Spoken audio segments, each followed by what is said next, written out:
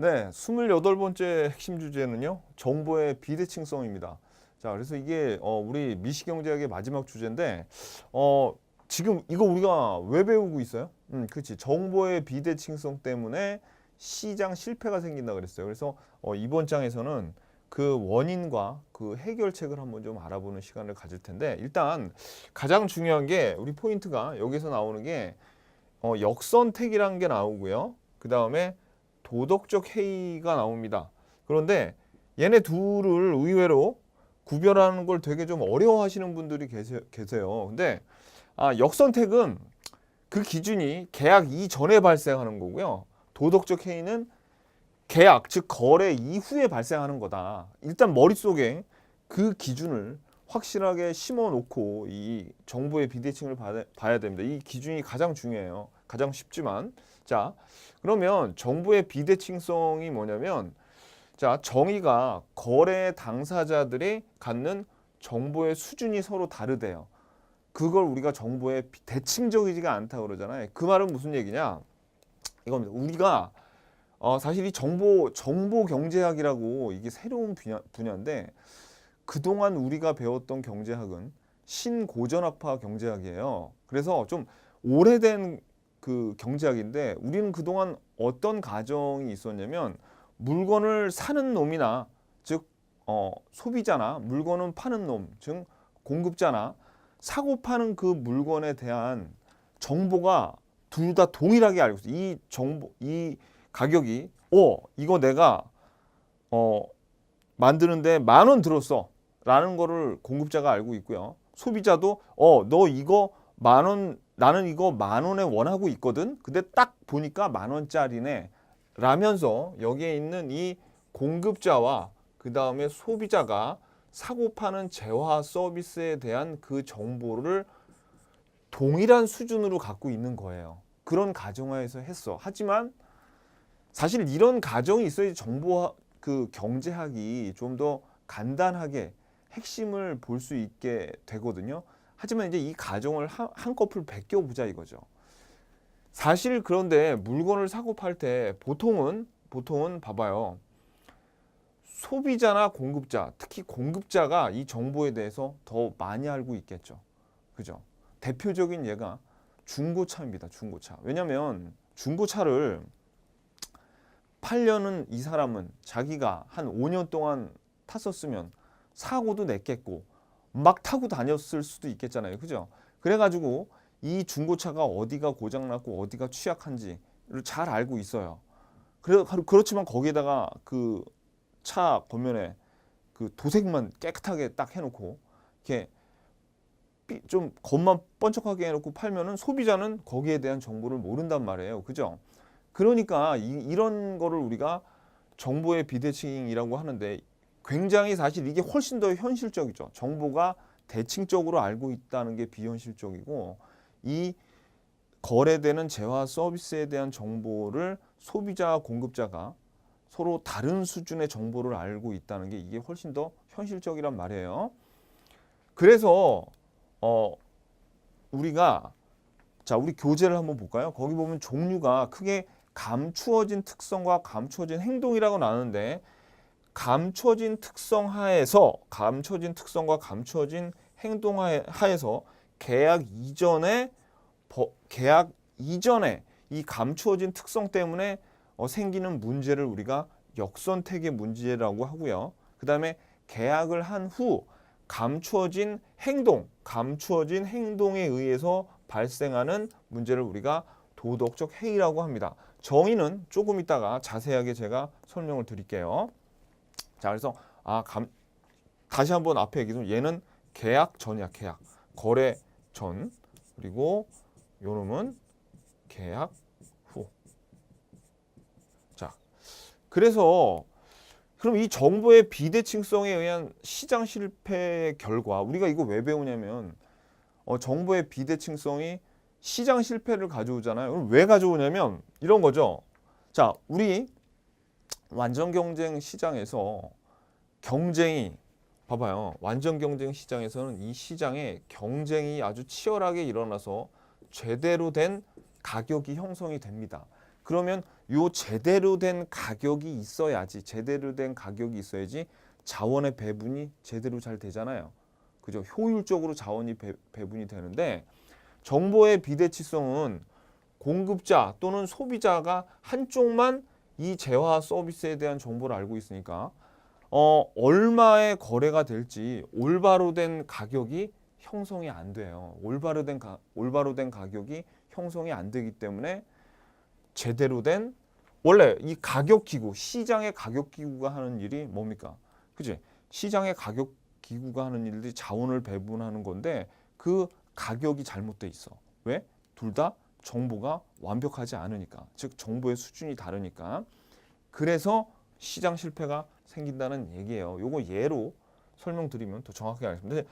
결론은 정보의 비대칭성이 시장 실패를 가져오는데, 그 이유는 사실은 조금 더 깊게 파고 들어가면 올바로 된 가격이 형성이 안 돼서 그래요. 이 정보의 수준이 서로 다르기 때문에. 예를 한번 들어볼게요. 자, 이제 우리가 지금 역선택을 배울 거고요. 이거 배운 다음에 도덕적 해이를 배울 텐데, 역선택이란 건 뭐냐면 이겁니다. 자, 이게 중요해요. 계약이나 거래 이전이라 그랬죠. 이전에 정보의 수준이 낮은 당사자가 자기한테, 자, 예를 들어서 여기 좋은 게 있고 나쁜 게 있는데, 나쁜 상품이 있고 좋은 상품이 있어요. 그러면 정보의 수준이 낮은 사람은 꼭 나쁜 것만 선택을 하게 된대요. 그걸 뭐라고 그러냐면 역선택이라고 하는 겁니다. 그러니까 나쁜 것만 선택을 하게 돼. 나쁜 것만 선택. 좋은 거를 선택을 안 하게 되고. 왜 그럴까? 왜 그럴까? 자, 보세요. 이게 이제 중고차 시장이 가장 전형적인 예인데, 자, 그럼 요거 그러니까 거의 모든 시장에 다 나타나요. 뭐 재화 시장, 보험 시장 다 나타나는데 가장 전형적인 예가 요 중고차 시장입니다. 자, 요 중고차 시장에서 어떤 일이 벌어나는지 한번 좀 볼까요? 자, 보세요. 예를 들어서 자, 지금 중고차 시장이 있는데 A라는 사람이 있고 B라는 사람이 있어요. 그리고 C라는 사람이 중고차를 살려 그래.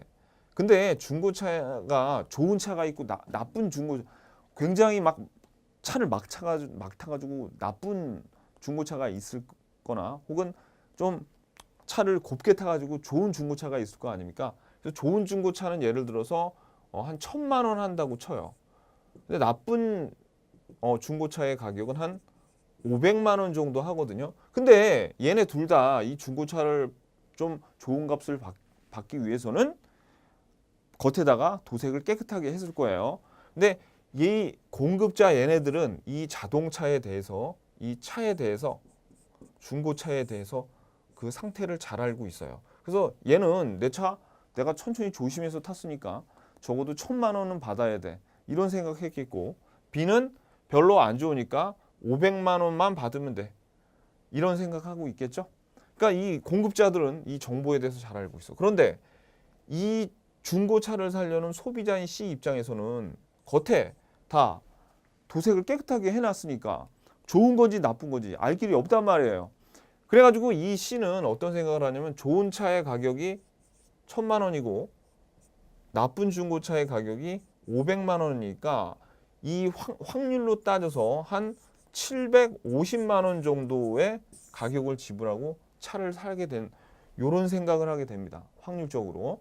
그래가지고 이 C가 750만 원 주고 차를 사겠다고 하면 얘는 팔겠어요? 안 팔겠어요? 안 팔겠죠? 그래서 좋은 중고차를 가진 사람은 시장에서 퇴장을 한다 그래요. 시장에서 안 팔어 하고 시장에서 나가버리고, 시장에 남는 거는 뭐밖에 없겠어요? 그렇죠. 이게 안 좋은 것만 사게 되죠. 얘는 500만 원만 받도 되니까 얘는 750 받고는 안 팔겠죠. 그죠? 그래서 어떻게 됩니까? 좋은 상품은 시장 바깥으로 빠져나가고 나쁜 상품만 선택하게 된다. 왜? 그 이유는 왜 그래요? 얘가 정보를 잘 모르니까. 그죠? 그래서 그게 역선택이라는 얘기예요. 좋은 거는 빠져나가고 나쁜 상품만 시장에 남게 돼서 나쁜 것만 선택하게 되잖아요. 그래서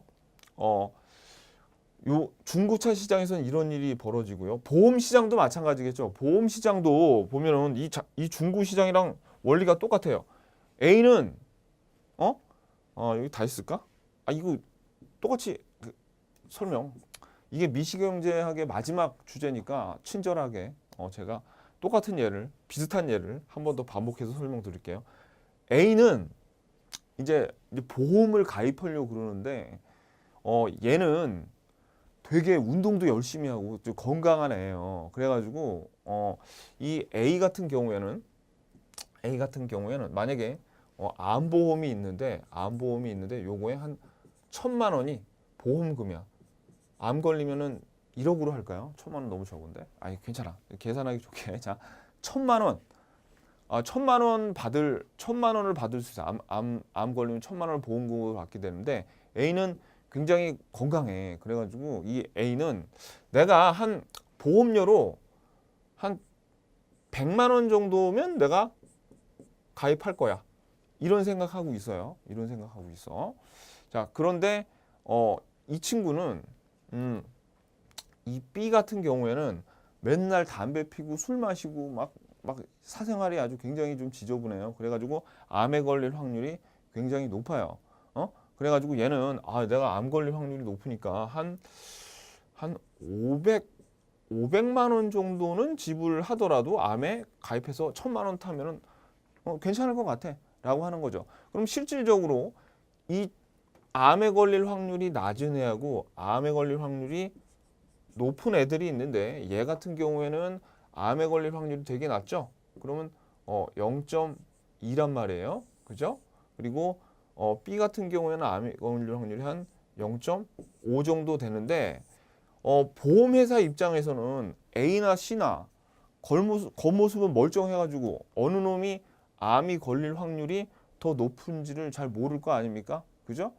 그러니까 대충 어떤 식으로 하냐면 고위험구에는 500만 곱하기 0.5 확률 0.5를 곱하고요. 그 다음에 저위험군에는 100만에다가 0.2를 곱해서 요거를 2로 나누면 금액이 얼마 나오겠죠. 그러면 뭐 계산하기 귀찮으니까 요 사이에 예를 들어서 한 300만 정도 보험회사에서 책정을 할 거 아니에요. 보험료를.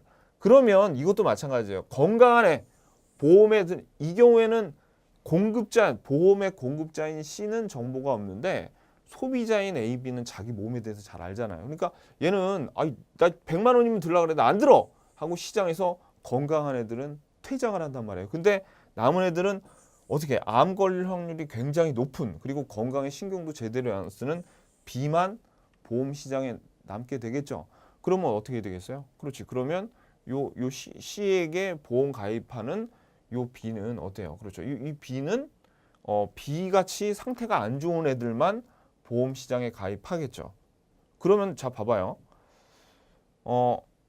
요 중고차 시장이나 보험 시장이나 처음에는 사람들이 샀다가 그리고 보험에 들었다가 특히 보험 시장에서 그런 일이 많이 일어나는데 이렇게 암 상품을 팔았는데 상대적으로 암 걸릴 확률이 높은 애들만 들어오니까 어떻게 보험금을 많이 지급하게 되겠죠. 그러면 이 보험 상품은 아예 없어지고 그리고 요 중고차 시장 자체가 아예 시장이 축소가 되거나 아니면 시장이 폐쇄가 될 수가 있어요. 그러니까 정보의 비대칭이 굉장히 무서운 시장 실패를 가져오죠. 시장의 축소 또는 시장의 폐쇄를 상품을 아예 없애버리니까 보험 상품 중에서 실제로 그렇게 없어진 상품들이 굉장히 많습니다. 금융시장에서도 마찬가지예요. 금융시장에서도 우리가 신용할당을 하게 되는데 신용할당이란 건 뭐냐면 원래 여러분들 여기 지금 이자고요. 여기 지금 돈을 빌리려는 사람들이 있어요. 요게 대출금의 양이라 그러면 대출의 수요가 많을수록 공급도 이렇게 많아져서 수요와 공급의 원리에 의해서 그러니까 여기서 대출의 수요가 많으면 이렇게 오른쪽으로 수요 곡선이 이동하잖아요. 그럼 이자율이 더 올라가지고 이렇게 시장 이자율로 이자를 더 많이 주겠다는 사람한테 원래 줘야 됩니다. 많은 금융기관에는 얘가 어떤 일이 생기냐면 이것도 마찬가지예요. 이렇게 이자를 많이 주겠다는 애들은 어떤 애들이냐면 보통 하이 리스크, 하이 리턴 알죠? 보통 고수익이 나지만 굉장히 망할 위험도 있는 고위험군 애들만 남게 돼요. 만약 이런 식으로 하게 되면 어떤 애들, 그렇지? 안정적이면서 저수익, 저위험이 있는 안정적인 기업들이 사라지게 되거든요. 만약에 이렇게 이자를 높여주면 그래서 신용할당이라 그래가지고 그 우량한 기업이나 아니면 대기업 같은 쪽에만 돈을 안전하게 빌려주고 싶어 합니다. 그래서 사실 우리 중소기업이 돈 빌리기가 어렵다는 게 이 정부의 비대칭 때문에 그런 거예요. 아셨죠? 자, 요런 거 한다. 자, 이 예를 되게 길게 했는데 역선택이 뭐라고요? 이제 나쁜 것만 고르게 돼 있어. 정보에 대해서 어두우니까. 왜? 좋은 거는 시장에서 퇴장해 버리니까. 그게 역선택이에요. 근데 이거는 어느 게 감춰진 특성, 감추어진 성질에 의해서 계약 이전에 이루어지는 일들입니다. 그러면 여기에 대한 이제 그 해결책은 뭐가 있느냐? 신호 발송이 있죠. 요거는 자, 신호 발송은 정보를 갖고 있는 거고요. 선별, 스크리닝이라고 하는데 요거는 갖지 못한 자가 자, 이 정보를 갖고 있는 사람이 적극적으로 정보를 알리려고 시그널 드라마 유명한 거 중에서 뭐 시그널이라고 있다면서요? 그러니까 시그널을 보내는 거야. 시그널을 이렇게 신호 발송. 예를 들어서 취업할 때 자기소개서를 쓰는 것도 있지만 거기에다가 무슨 자격증 같은 거를 막 이렇게 넣잖아요. 그죠? 자기 교육의 정도를 막 학위 같은 것도 막 넣고 그거는 왜냐면 상대방이 정보가 없으니까 자기에 대한 그 정보를 이렇게 주는 거예요. 그런 것들. 그 다음에 선별은 뭐냐면 정보를 갖지 못한 사람이 상대방의 감춰진 특성을 파악하려고 하는 건데 예를 들어서 자동차 보험에서요. 나이가 너무 어린 애들은 좀 그 보험료를 좀 높인다던가 뭐 그런 식으로 차등을 둡니다. 그런 거. 아무래도 어린 애들이 운전을 좀 막 하는 그런 경향이 있거든요. 지금 죽을지도 모르고. 그죠? 아무래도 좀 나이가 먹으면은 좀 겁을 내게 돼 있어요.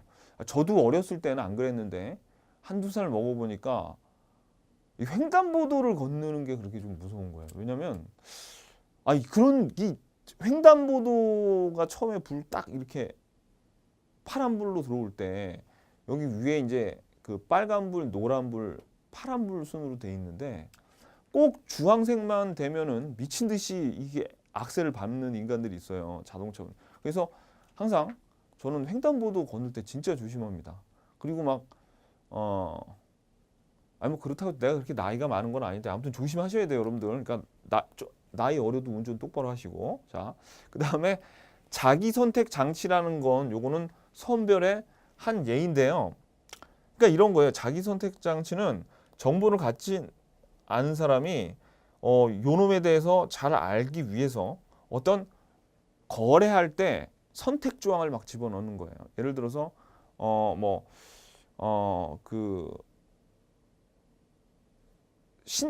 보험, 생명보험 같은 거 할 때 신체 검사를 받게 하고 그 다음에 뭐 이전에 어떤 병력이 있었는지 없었나요? 있었나요? 그리고 혹시 보험 상품 중에서 요런 서비스도 원하세요? 뭐 요렇게 해서 이런 조항들을 막 집어넣는다고. 그럼 자기한테 맞는 거를 요놈이 이렇게 체크를 하겠죠. 그러면서 걸러지는 거예요. 그거를 자기 선택 장치라고 합니다. 그 다음에 정부의 규제가 있는데 이게 강제 집행이 있어요. 강제 집행. 강제 집행은 뭐냐면 모든 사람한테 그냥 생명보험이나 그런 거 있죠? 자동차 보험 같은 거 강제로 그냥 들게 하는 거죠. 그럼 요거는 단점이 있어요. 우리 아까 방금 전에 그 의료보험을 강제로 들게 하면 막 사는 애 있었잖아. A는 조심조심 살아가지고 보험료를 조금만 내도 되는데 B는 막 살아가지고 좀 보험료를 많이 낼 의향이 있는 애 있잖아요. 그러면 억지로 강제 집행을 해버리면 저위험형이 마치 고위험형한테 보조금을 지급하는 것처럼. 왜냐하면 저위험군은 병원에 아예 안 갈 거 아니에요. 좀 나름대로 열심히 그 조심조심하면서 사니까 그런 형평성의 문제가 좀 생기게 되는 거죠. 그 다음에 정보 활성화는 대체로 이제 어느 게 되냐면 정부에서 정보를 깨끗하게 투명하게 하게끔 만드는 건데 주식 시장에서 기업의 재무제표를 공시를 의무적으로 하게 만듭니다. 의무적으로 하고 만들어요. 그밖에 허위 광고를 못하게 한다든가 이런 것들이 다 정보 활성화예요. 근데 여러분들 강제 집행은 좀 조심하셔야 되는 게 다른 것들은 어느 정도 뒤에서 배운 도덕적 해이의 해결책하고 웬만큼 양립할 수 있거든요. 왜냐하면 대표적인 게 요 신용할당 같은 거하고요. 그 다음에 효율성 임금, 특히 효율성 임금은 우리가 도덕적 해이에서도 해결책이기도 합니다. 근데 요 강제 집행 같은 경우에는 요거는 역선택에만 해결책이 돼요. 도덕적 해이는 이따가 다시 이거 강제 집행 설명드리겠는데 도덕적 해이에서 강제 집행을 하면 더 도덕적 해이가 생기게 되는 거예요. 요거. 자, 아까 신용할당 설명드렸죠? 대출 이게 시장의 이자율대로 만약에 그대로 높은 이자율을 주겠다는 사람한테 대출을 해주게 되면 은행은 엄청난 위험에 빠져요. 왜냐하면 은행 같은 경우에는 이자 몇 푼 받는 거 받으려고 원금을 띄워버리면 엄청난 타격을 입죠. 그러니까 얘네들이 이렇게 신중할 수밖에 없는 거예요. 신용할당. 신용을 할당한다는 말은 즉 우량 기업 그리고 대기업에게만 돈을 빌려주고 싶다. 그 얘기를 하는 겁니다. 자, 그러니까 봐봐요. 신용도가 낮은 중소기업들은 점점 돈을 빌리가 부익부 빈익빈이죠. 자본주의 사회 냉정해요. 그죠? 자, 그 다음에 효율성 임금이란 건 뭐냐면 요거는 월급을 많이 주는 거예요. 연봉을 다른 회사보다 많이 주는 거예요. 그러면 어떻게 되냐? 생각해봐요. 만약에 임금이 낮은 애들만 온다, 임금을 되게 이 경영자가 낮게 만들면 정말 능력 있고 괜찮은 사람은 어떻게 이 회사에 지원을 안 하겠죠.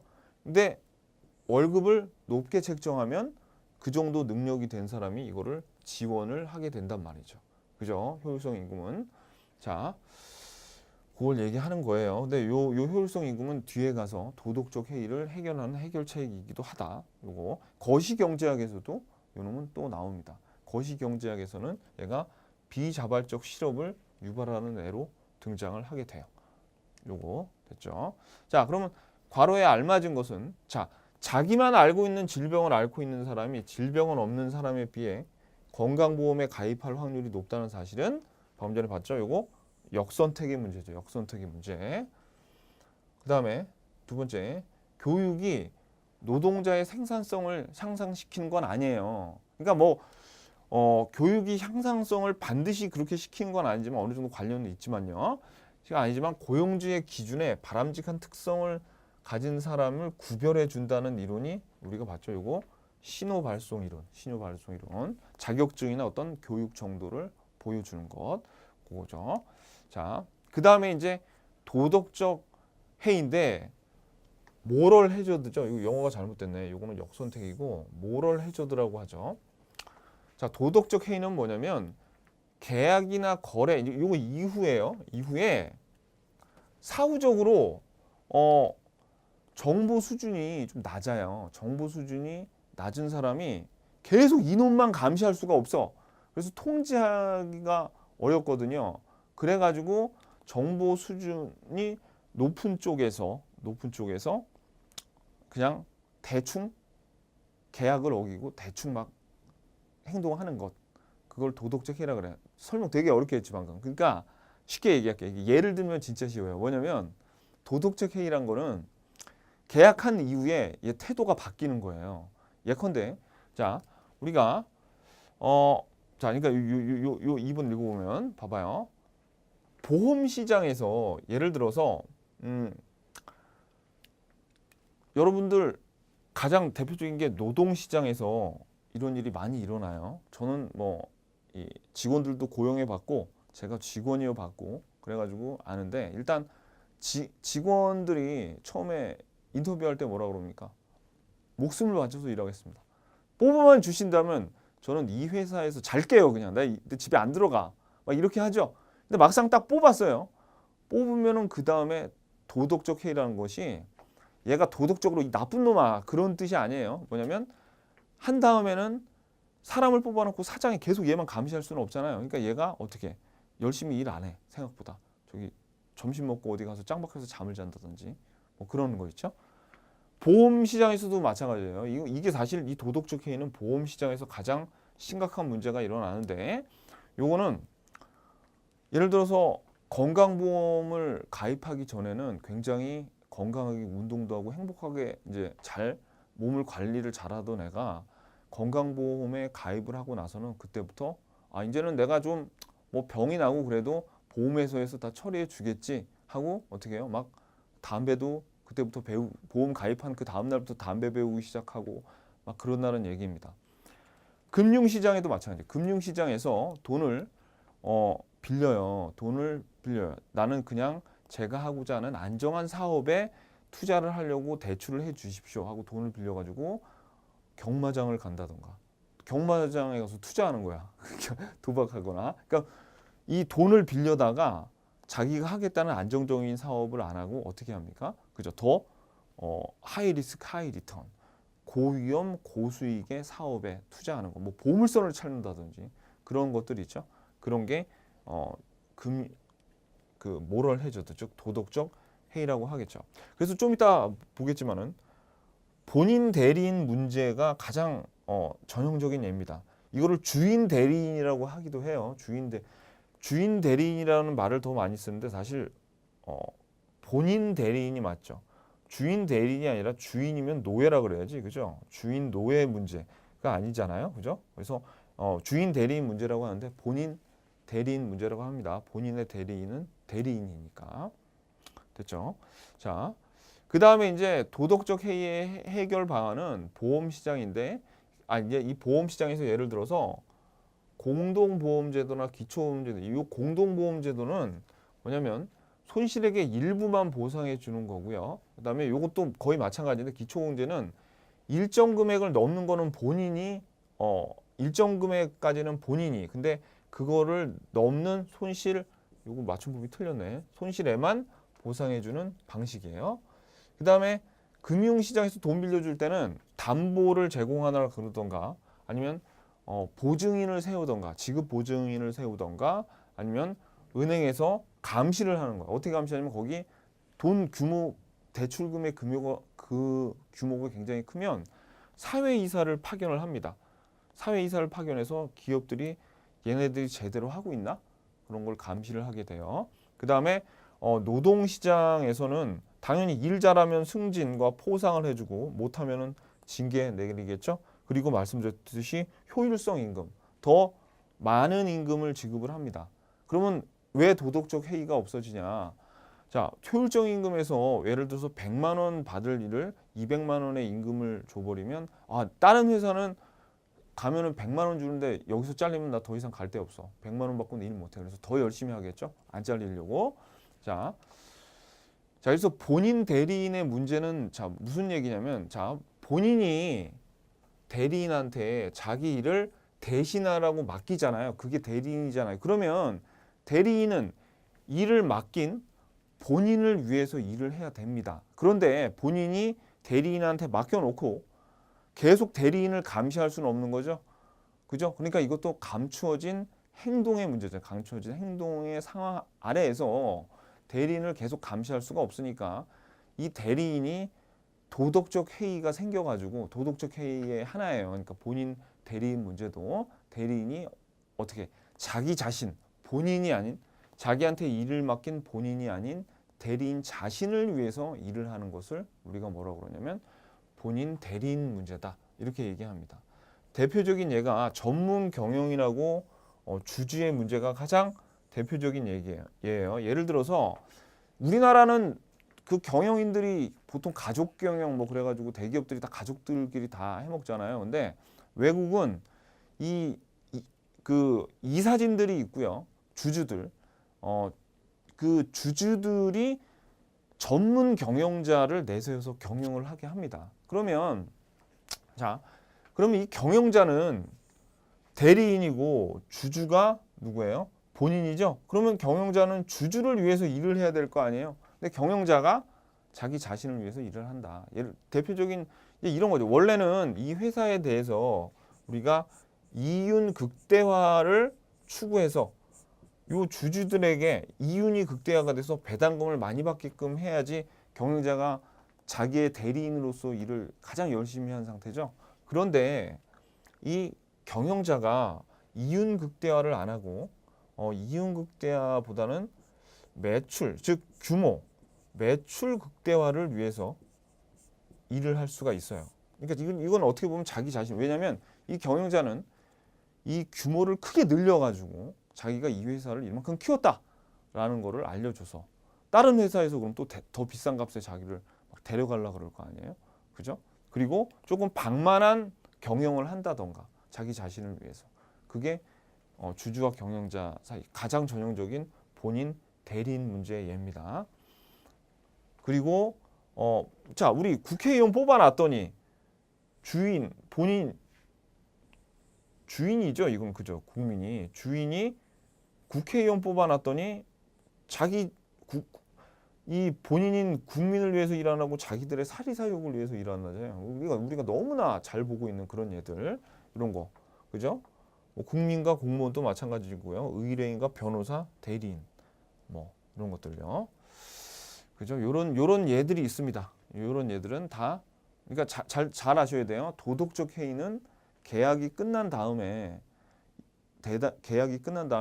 행동이 바뀌는 거. 행동이 이 계약이 그 바뀌는 거고요. 그다음에 본인 대리인 문제는 뭐예요? 대리인이 맡긴 본인을 위해서 일하는 게 아니라 대리인 자신을 위해서 일하는 행태. 그러니까 도덕적 해이에 들어갑니다. 요게 네, 구별을 좀 잘 하셔야 돼요. 자, 그다음에 핵심 예제 3번 볼게요. 본인 대리인 문제는 도덕적 해이의 한 예이다. 맞죠? 그죠? 개인의 실적에 따라 성과급을 지급하는 것이 도덕적 해이의 문제를 완화시키죠. 그렇죠? 포상의 한 예니까 오케이. 중고차 구매자가 판매되는 차량의 사무 유무를 정확히 알 수 없는 것은 역선택의 문제를 유발한다. 맞죠? 그죠? 그 다음에 공장 신축을 목적으로 대출을 받아서 주식에 투자하는 것은 도덕적 해이가 아니라 단순한 계약. 이건 계약 위반이기도 하겠지만 공장 신축을 목적으로 했는데 그거 가지고 주식에나 투자하고 그러면 이거는 뭡니까? 도덕적 해이죠. 그죠? 금융시장에서 가장 전형적인 도덕적 해이니까 답이 4번이죠. 아, 이거 지금 틀린 거 찾는 거예요. 틀린 거 찾는 거. 옳은 거 찾는 게 아니라 틀린 거. 그 다음에 손실액의 일부만 보상해주는 방식으로 도덕적 해이를 완화시킬 수 있다 그랬죠. 자, 됐습니다. 이게 우리 정보의 비대칭인데, 자, 정보의 비대칭이라는 것이, 자, 우리가 크게 역선택과 도덕적 해이를 나눌 수 있으니까 감춰진 특성, 성질 하에서는 계약 이전에 역선택의 문제가 발생하고요. 감춰진 행동의 상황 하에서는 계약 이후에 도덕적 해이가 생기죠. 그리고 본인 대리인 문제가 있었어요. 그런데 여러분들이 사실 이 정보경제학이 왜 이렇게 발달을 했냐면 그 역선택의 문제에서는